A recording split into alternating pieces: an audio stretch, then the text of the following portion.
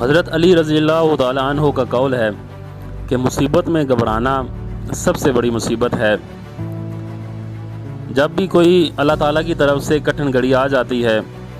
تو اس کو مصیبت نہیں آزمائش سمجھنا ہے۔ ایک شخص نے حضرت علی سے دریافت فرمایا کہ مصیبت اور آزمائش میں کیا فرق ہے، تو انہوں نے بڑا ہی خوبصورت جواب دیا، اور آپ کا ایمان بھی تازہ ہوگا کہ مصیبت اور آزمائش میں فرق کرنا ہو تو جب اللہ تعالیٰ کی طرف سے آپ پر کوئی کٹھن گھڑی آتی ہے، کوئی رکاوٹ آتی ہے، تو اگر آپ اللہ کے آگے سجدہ ریز ہو جاتے ہیں، اللہ کے آگے جھک جاتے ہیں، اللہ کی رضا سمجھ لیتے ہیں، سمجھ لیں وہ کٹھن گھڑی آپ پہ آزمائش ہے۔ اگر